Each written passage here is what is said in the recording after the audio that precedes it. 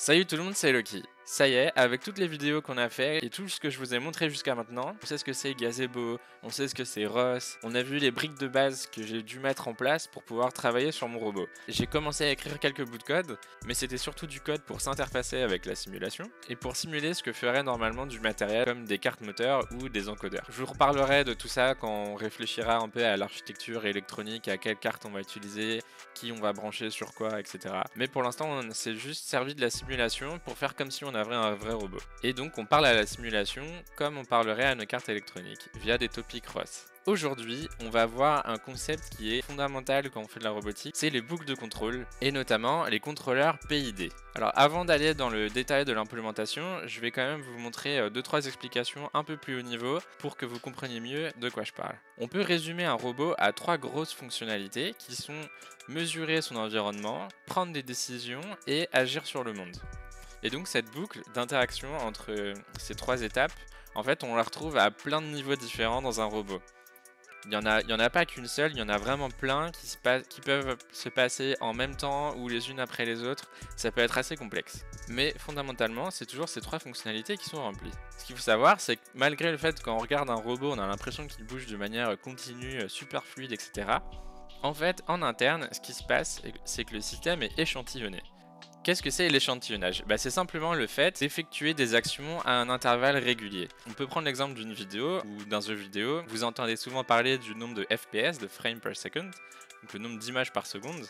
En fait, c'est ça l'idée d'échantillonnage, c'est qu'on va prendre des échantillons à des intervalles de temps réguliers. Donc pour une vidéo, on va prendre des photos à un intervalle de temps régulier. Et en fait, tout le système va être cadencé par cette fréquence d'échantillonnage. C'est-à-dire qu'à chaque pas de temps, on va pouvoir faire cette boucle et ces calculs. Cette boucle de mesurer, prendre des décisions et agir sur l'environnement, elle se répète périodiquement dans le temps, à intervalles réguliers. Si on la fait suffisamment rapidement, d'un point de vue extérieur, on va avoir l'impression que c'est continu et que le robot réagit en temps réel. Et tout ça, c'est parce qu'en fait, l'ordre de grandeur de ces boucles, que dans un robot, elle est assez élevée. Alors, il y a juste une grandeur caractéristique pour parler de ça, c'est la période. Donc, c'est juste l'intervalle de temps entre 2 échantillons. Et on peut aussi le caractériser par la fréquence, qui est l'inverse, qui est le nombre de fois que ça va arriver par seconde. Pour un robot, on va avoir des boucles qui vont tourner à une fréquence de entre 100 Hz et 1 kHz en général. Donc, ça veut dire entre 100 fois et 1000 fois par seconde. Donc, c'est vraiment très rapide. Concrètement, à quoi ça va ressembler une boucle de contrôle dans notre robot? Donc si je résume ce qu'on a déjà fait sur le robot, j'ai déjà 2 parties parmi ces 3. On a la mesure, donc les joint states qui nous sont renvoyés par la simulation. Ça va être la partie sense, la partie mesurée. Et de l'autre côté, on est aussi capable d'envoyer des commandes à notre robot, donc d'agir. Donc on peut envoyer des commandes de couple à nos joints. Et donc il nous manque le truc au milieu, qui est prendre une décision. Maintenant qu'on peut mesurer et agir, il va falloir qu'on prenne une décision. Et ça, on va devoir le faire de manière périodique et très rapide, comme je vous l'ai expliqué. Et c'est là qu'intervient un contrôleur PID. Alors, je vous ai mis des liens en description. Je ne vais pas tout réexpliquer ici parce que ça a déjà été fait mieux que moi par plein de gens. Il ne faut pas avoir peur des schémas comme ça, en fait, c'est plus simple que ce qu'on pense. Donc maintenant, ça y est, on arrive au moment où je rajoute vraiment du code dans mon projet qui est spécial pour mon robot, pour créer le logiciel de notre robot. Et donc j'ai rajouté une petite classe PID. Je me suis beaucoup inspiré de celle qui est déjà codée dans Gazebo. En fait, dans le code source de Gazebo, il y a déjà des PID. Donc voilà, pareil, regardez les liens en commentaire pour voir un peu plus en détail le code. Mais tout ça par dire, donc j'ai rajouté une petite librairie PID et surtout, j'ai rajouté un package Joint Position Controller. Et donc c'est là où ça va être intéressant, c'est que maintenant je vais pouvoir contrôler la position de mes joints. Et donc c'est le premier nœud ROS que je vais créer. Donc si vous vous rappelez, dans ROS, on a des nœuds qui publient des messages sur des topics et d'autres nœuds qui s'abonnent, qui souscrivent à ces topics et qui reçoivent les messages. Et là, je vais créer un nouveau nœud justement qui va me servir de contrôleur. Il va à la fois publier et souscrire à des messages. Donc j'ai fait un node qui va souscrire aux messages de type join state, donc il s'abonne à ces messages qui sont publiés par la simulation. Plus tard, ce sera publié par une couche d'abstraction en fait de code qui discutera avec les cartes moteurs. Et il va aussi s'abonner aux consignes de position. Donc là, il va recevoir de nouveaux messages. Je vais lui dire, je veux que mon moteur il aille à telle position, à tel angle. Et aussi, il a un publisher, donc lui qui va envoyer des consignes de couple que la simulation va devoir appliquer. Et donc on a 2 entrées et une sortie. Si vous regardez un régulateur PID, comment ça marche? on va vouloir suivre une consigne. Le but, c'est de réguler un système par rapport à une consigne. Et donc moi, je vais vouloir contrôler la position de mon joint. Donc l'entrée, la consigne, ça va être la position voulue, la position demandée. Et derrière, on a une mesure, donc on va mesurer la position réelle du joint. Et en comparant la consigne avec la mesure, on va vouloir décider, donc c'est la partie décision, quelle force on va appliquer sur le joint pour le faire atteindre la position demandée.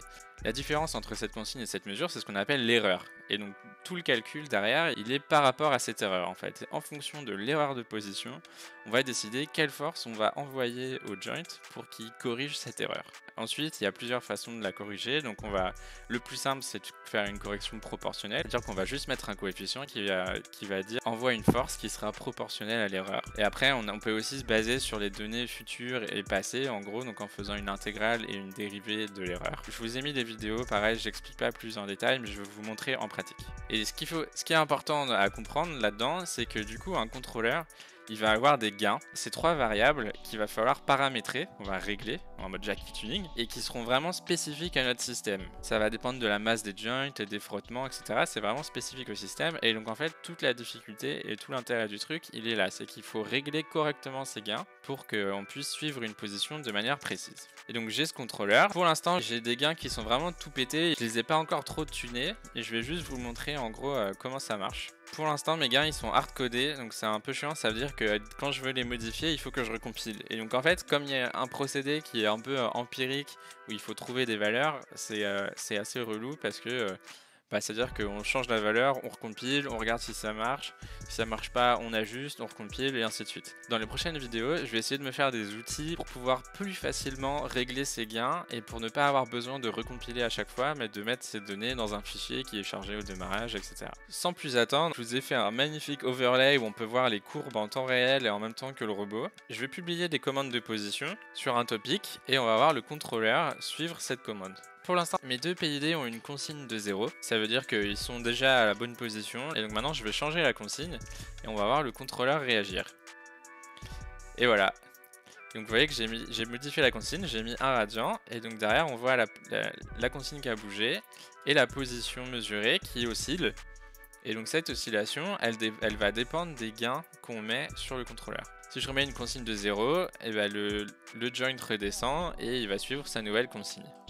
Tout l'intérêt maintenant, ça va être de trouver des gains qui font que, au lieu que ça oscille comme ça, le joint atteigne sa consigne le plus rapidement possible et n'oscille pas, il reste là où il est censé aller à la fin. Donc j'avais mis un gain proportionnel à 10, donc vous voyez que ça oscille beaucoup.